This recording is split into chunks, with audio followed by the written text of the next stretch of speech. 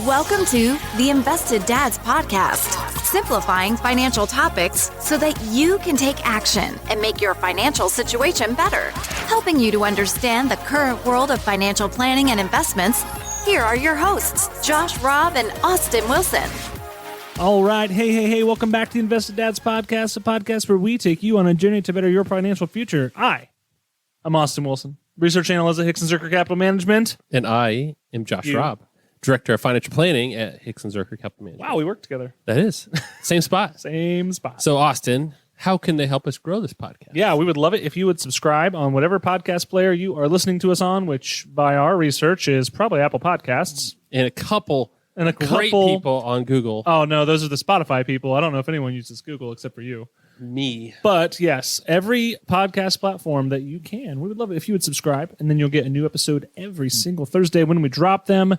Over 120 episodes down. Haven't missed one yet, so stay tuned every single week. And we would love it if you would leave us a review on Apple Podcasts, Spotify, Google, whatever you listen to. Leave us a review if you can. We would love it, and it would help us to be ranked higher to help more people out. So today, Josh, yes, we're going to be talking about things that we're reading because, as they say, leaders are readers or readers are leaders or... Readers are bleeders because paper cuts are no joke. Oh, they're not. You're not even kidding. That's why you just read on a Kindle. That's right. No more paper cuts. Shock yourself. I bet Amazon, who owns Kindle, could do they could totally do a funny little like advertisement for Kindles on how many paper cuts they've saved over since Kindles came out and be like, you're big. Well, if you multiply, $50 per paper cut, we actually saved the word trillions of dollars. $50 for that's a steep paper cut. What's happening? Are you getting an infection in there? What's going on? I don't know. I was thinking like a 5-cent Band-Aid. That's 5 cents. That's I use the off-brand. They're only 3. So today we are going to be going through each of us 3 articles or interesting things that we are reading because there is a lot of stuff going on. So we're going to link the articles in the show notes. They will be. That way we're citing them where we're getting all this fun stuff from. Yes. So start us off, Josh. Yeah. What is the first thing you're reading? Because you're only reading 3 things. There's no more. I've only read 3 things since the last time we did this. Yes. So, yes, that is it. So the first article I'm going to talk about involves the Russia-Ukrainian conflict. Oh, what a downer. Yes, but wait till you hear about this. The U.S. Naval Institute, or USNI, which is it's a real thing.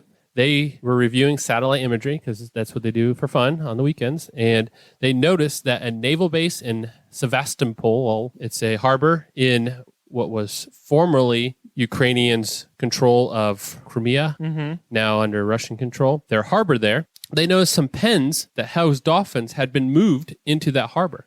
So, dolphins swim in the water, and so if you want to keep them, you kind of fence in some water areas so they can swim around, right? And they had moved them into this harbor. And the U.S. Naval Institute are pretty sure they did that for one reason, which is to use those dolphins. Bomb dolphins. In their military, in their Navy. Wow. Yes. You were very close, actually, to bomb dolphins, because historically speaking, not just the U.S., Russia, different countries have used marine animals for missions. Why not? And so the reason why that's important is there are a lot of Russian ships that are anchored around there because that's a key port. Oh, yeah. The way that sits, it's pretty much out of missile range for most ships to get to it, so they're pretty safe, but it is vulnerable to undersea attacks. So, you float some mines in there and see what happens. Right. And so there was actually a program by Ukraine that they had started or resurrected from a former Russian program that they had put away, stopped doing, but then Ukraine picked it back up in 2012. Gotcha. So they started training these dolphins, the Ukrainian Navy. So Russia is using Ukraine's trained dolphins against in 2014, Russia took that area and as a result got these dolphins. Ukraine unsuccessfully demanded the return of the dolphins. They did not get it. And then Russia said, you know what? This is pretty cool. We might actually expand this program. So they went out and started bidding on more dolphins, and no one knows if they got them or not, but there are dolphins now in this harbor that could either be from Ukraine in 2012, 2014. I don't know how old the dolphins were at that time, or new dolphins that they trained. This is not the first time that it's been suspect that Russia's been using animals. So a beluga whale was spotted off the coast of Norway in 2019, so just a couple of years ago, and that was believed to be trained by the Russian Navy because fishermen reported that it was wearing strange harnesses, and it also could have held cameras on those harnesses. Oh, yeah. It was harassing boats, grabbing straps and pulling them off the boats. I mean, it's not a normal whale activity. So I'm gonna take interesting read. I'm going to take it one step further. Yes. Have you seen the documentary Blackfish? I have. Yes. So captivity. I mean, they're smart. Captivity, killer whales, right? Orcas going crazy because they're in captivity and killing people. Because they're wild animals. Because they're wild animals. Yeah. Surprise, right? Yeah. That is the ultimate weapon for a military because it's like the smartest thing on the planet. Yeah. And they're the ocean's top predator. Yes. Bigger than great white sharks. Everybody else is scared. No one messes with orcas. So they actually had a movie about this years ago. I never seen it, but in the notes it was. It's called Free Willy. No, not freeing the whale, but about training dolphins to attack. But no, that was called Flipper. Yeah, it went crazy. Yeah, it did. Remember what Sharknado? That's what I was thinking. Sharknado. But remember on Flipper when the dolphin attacks the hammerhead shark? That's right. They would do that in out in the wild. So dolphins, whales, that's top of the food chain right there. Get away, sharks. Dolphins are strong too. I tell you what. I don't necessarily know if I believed everything that was in Blackfish, but it sure made for an entertaining documentary. It was. You feel bad for. You do feel bad for them. You do. Oh, but I'll tell you what. I watched it and I was like, I better go to SeaWorld right now and see my whales while I can, because who knows, there won't be any more new whales. Nope. They're not doing it. Yeah, they're done with that. Exactly. All right. My first article, Elon Musk, CEO of Tesla, sold around $8.4 billion worth of Tesla shares this week as he moved to buy Twitter. Okay. So a couple points here.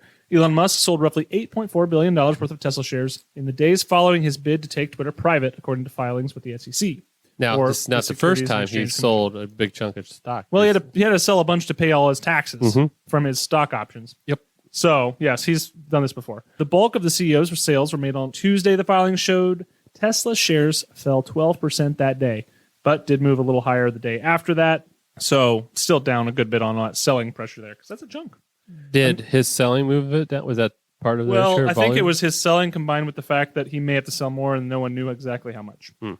So another $4.4 billion was sold on Thursday, according to filings published Friday. As the filings became public Thursday evening, Musk wrote on Twitter, "No further Tesla sales planned after today." So that put a little bit of a prop in the stock, and it was up. Was he allowed to do that? Isn't he like under regulation with the SEC? He is always in hot water. But if he owns Twitter, does it really matter? Yeah, sure. So he's working on that. So this is all, as we talked about, as a follow-up to Elon Musk bidding to buy Twitter to take the social media company private at $54.20 per share because of Elon Musk's favorite number, 420.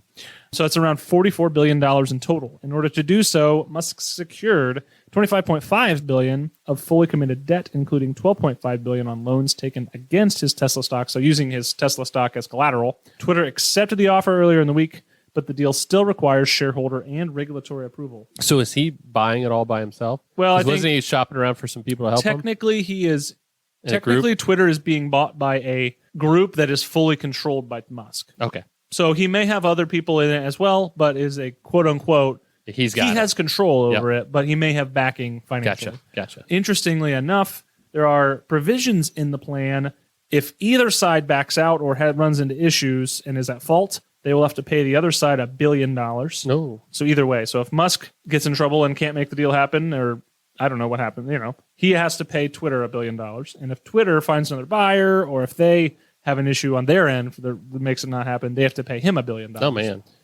Billion. So, billion with a B. Yeah, usually these things aren't quite that big, but I guess when you're dealing with the richest man in the world, you can have $1 billion fines. Yeah, no big deal. So that's my first article. All right. I got another one, and it is about rising interest rates. Yeah, so the Fed is raising interest rates, and they're planning on continuing to do more this year. But what I'm talking about is the impact for savers. So the hope is, hey, interest rates are going up. I know my lending is going up. So if I'm looking for a new mortgage or things like that, those are going up along with the rising interest rates. I can't wait for my savings accounts to go up in interest. Ooh, exciting. And what this article said, and this article is from Advisor Perspective, which is one of the ones that I get often, that I do enjoy their perspective. As you're an advisor? Yes, as an advisor. But they were noting that savers are in for a shock because banks don't want your money right now. No. Which is interesting, and I'll explain why. But interest rates are there as incentive for you to leave your money at the bank. That gives them a couple things. That gives them the ability to cover their lending, which then that's where they make their money. But if they don't need extra money to cover lending, then they'd have no incentive to offer a compelling rate to compete against other places where you'd store your money. Right. And this all comes from back in 2009 former Fed chairman, Alan Greenspan, he told Bloomberg News, this is a quote, "All of the statistical evidence indicates that the level of household wealth is a major factor in consumer expenditures." And why does that matter?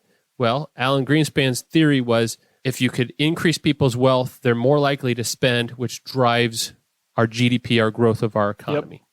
And savers are not spenders. No. And so if we can get people to stop saving and invest their money, even if it's bonds, you're going to get more growth than you are in savings. More growth means more household wealth, which means you feel richer, which means you spend more. So that was the whole theory there. Don't incentivize saving. Right. And out of that came the term, there is no alternative, or the acronym, Tina. Tina. You fat lard. Yes. That's not from Napoleon Dynamite. Dynamite. Napoleon Dynamite. Oh, Tina. Just Tina. Not the llama or whatever. Not alpaca, whatever that thing was. Tina is just an acronym that means if we can eliminate the other choices, they have no choice but to invest their money, and that drives growth long term. All right. So checkable deposits for households and nonprofits, so the average just checking savings accounts, rose to $4.06 trillion in December of this last year, compared to only $200 billion in 2008. Whoa. That's a very big growth. Yeah, that's cash. like 20x. Yes. And so that's free cash floating around, right? And then also when it comes to just bank liquidity, which is just deposits over loans, right? How much do you have extra?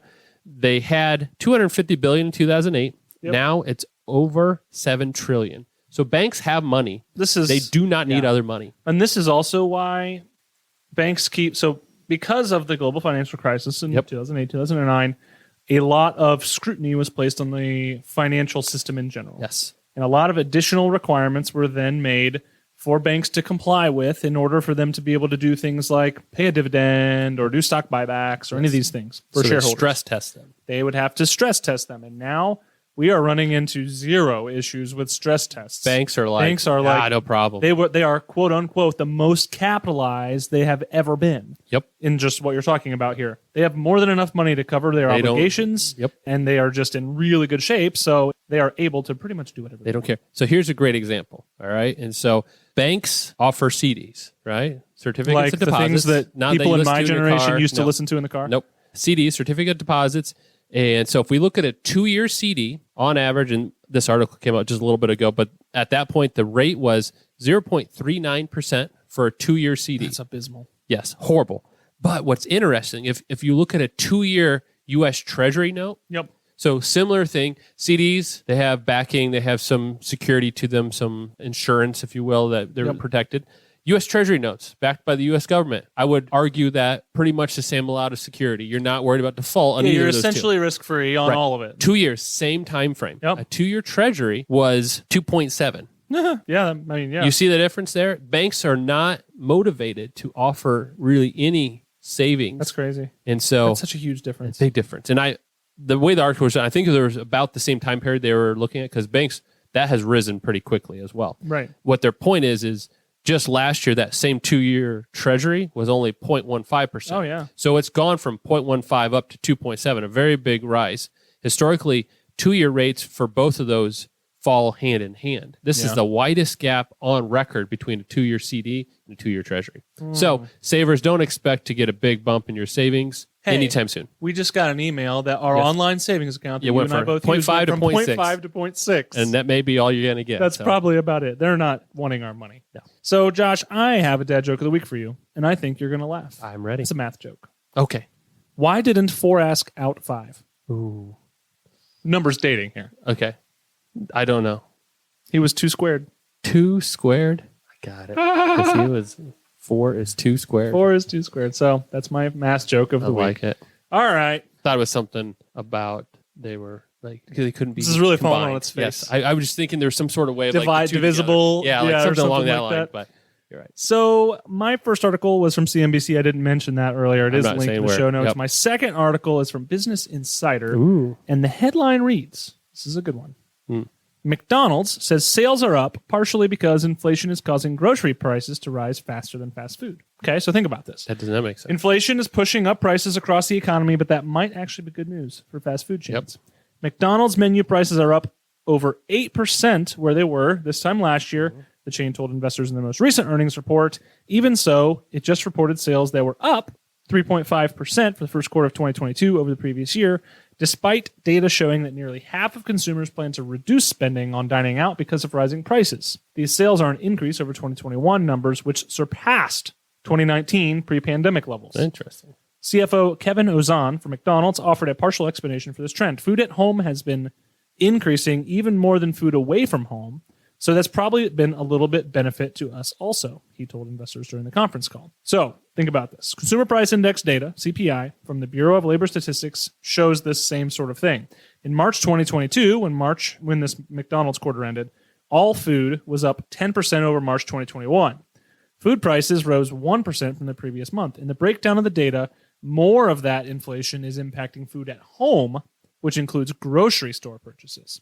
So, food at home prices rose 10% in the last 12 months, which is the biggest jump since 1981. But food away from home, so that's restaurants, that rose 6.9%. So, it's relative inflation. So, comparatively speaking, while McDonald's is passing along 8% price increases or whatever across the board, it's still less than your grocery bill went up. So, you're more inclined to eat at McDonald's than you are shop at a grocery store. So, this all drives to the point that these large fast food places have really good negotiating power. Well, they're huge. All the food comes from the same spot, right? Yeah. Beef comes from a cow either way. Whether it goes to the grocery or to McDonald's, it came from that same cow. Yeah. Well, probably not the same cow, but in general. Hopefully not. But the idea there is, it's starting from the same source, but it's negotiating power. That's what's controlling the price increase, right? Yeah. McDonald's especially is well known to have kind of an upstream and downstream control so that, like their French fries all come from places where they're like, this is all my potatoes. Yes. And so they're, you lock in a rate in a sense, and which is great for them. And when you're that size, you're probably doing some hedging. Yes. So you're probably buying futures contracts and locking in prices for all of your main supplies that you're going to need. Yes. So that regardless of if it's more expensive or less expensive, you know what your cost is pretty much going to be at that point. That's right.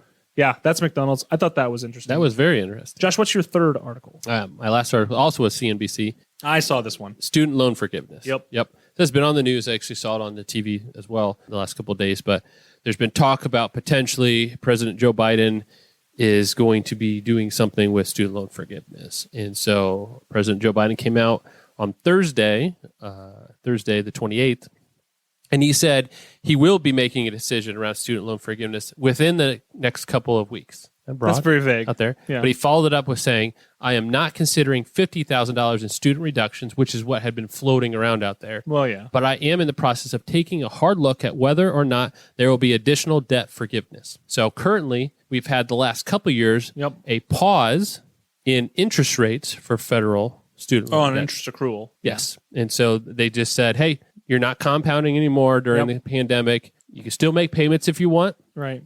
But it's not going to be increasing. Yep. And that is all the way through August, I think, of this year. But that is set to expire potentially, unless it's renewed. But that's been the main source of student loan impact from COVID, is that the pause of interest rate charging onto your growth of your principal. So, a couple stats. Country's outstanding education debt balance exceeds $1.7 trillion and poses a larger burden to households than credit card or auto debt. Yep. That makes sense. Yep. Not a surprise there. Roughly a quarter of student loan borrowers, or 10 million people, are estimated to be in delinquency or default. That sounds crazy high. A quarter, so 25% of student loan borrowers. Like you look at a room with 100 people in it who hold student loans, and a quarter of them are literally behind on their student loan payments. That's crazy. Now, and that's are now estimated to be in delinquency or default. Which they've had 2 years where they haven't had to do anything.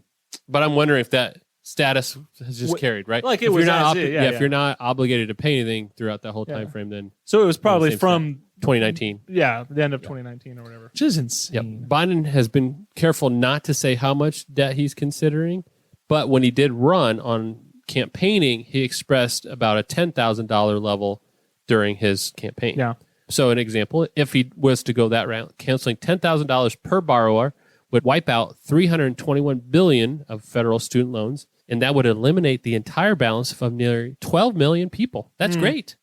Until you figure out that around 70% of students would still be left with debt. Yeah, I just think this is slippery because if the government is willing to cancel debt that people have willingly taken out on their own, it's a very slippery slope. Yes. And suppose that you have been diligent and foregoing life's spending things, and you've been really important. You thought paying off my student loans is very important.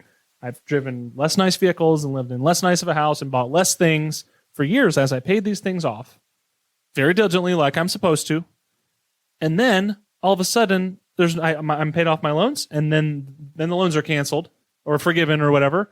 And everyone else who's just been paying the minimum or not even, all of a sudden has this free bunch of cash. Yep. It just seems, I don't know. Fair.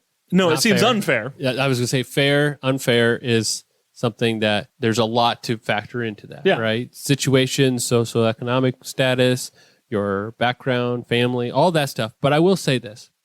I would rather see them expand the loan forgiveness program. Or the one we're doing now? Yes, where you can apply for, and if you do certain things, you can get it forgiven. For instance, if you are an educator and you work in certain areas, if you do that for 10 years, you can get all your student loan debts forgiven. I would love to see them expand that to include more options for people to do things to get debt forgiven. So maybe you have a certain amount of volunteer hours or whatever it is.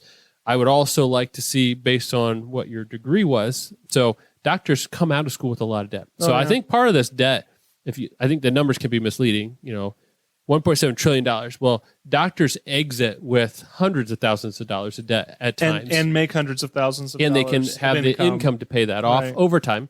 Now, would they love to have it paid off sooner? Sure. Who wouldn't want their debt paid off sooner? But I guess my thought is I'm not opposed to it. Now, my wife and I paid off our student loan debt and we're debt free. But I would not be grumpy just because of that.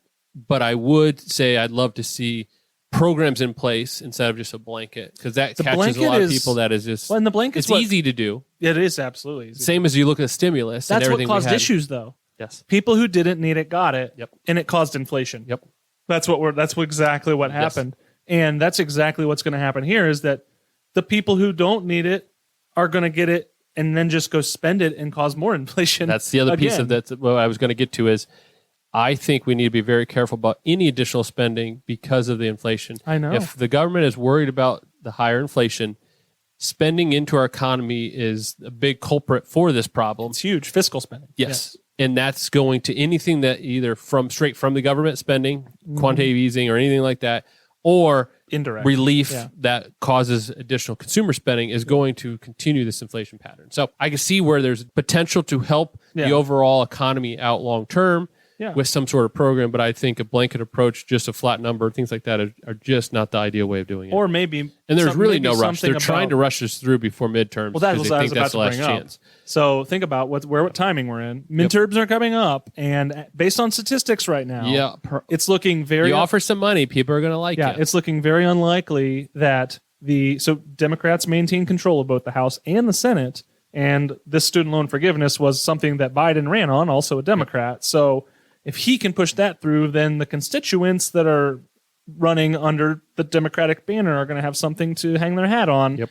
And based on where things are looking right now, it looks like Republicans have a big edge in both the House and the Senate. So they're looking for a win. Yep. And do it right instead of rushing it. It seems like it seems like there's a big risk here. Congress is always on this last minute, got to get it done thing. So I know. Their schedule is stressful to me. It's like when you and I sit down and record and you say, I have 3% of battery left.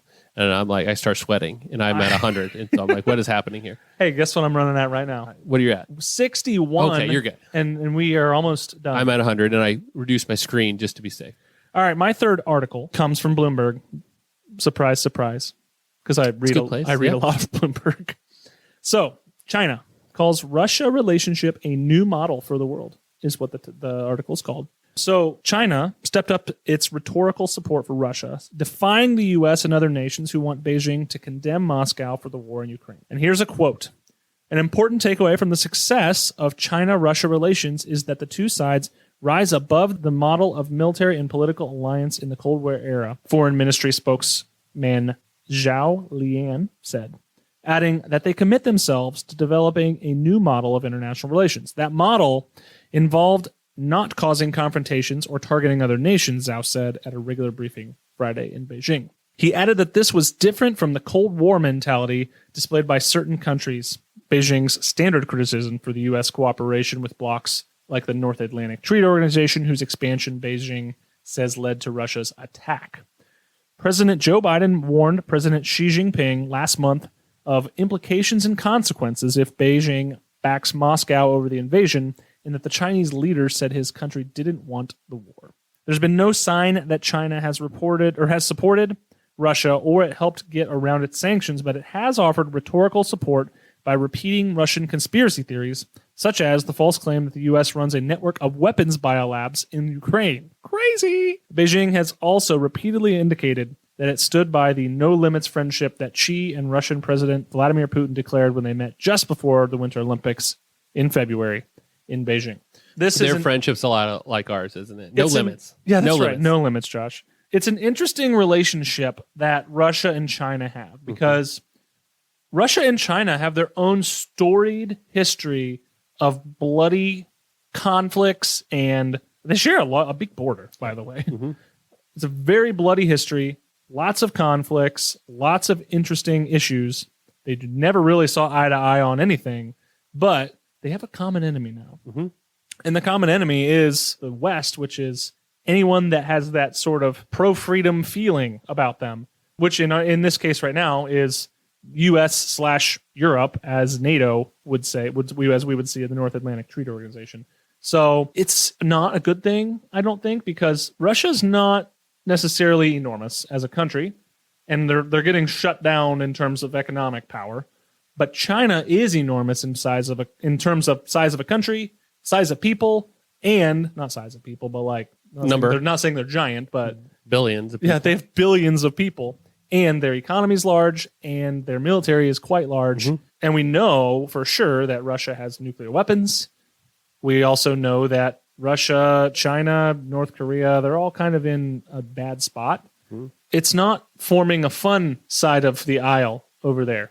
Let's just say that. Yeah, they're united in their desire to control. It's authoritarian. Dictate their own peoples, as well as limit the influence of outside countries into their control. Yep. So that's interesting.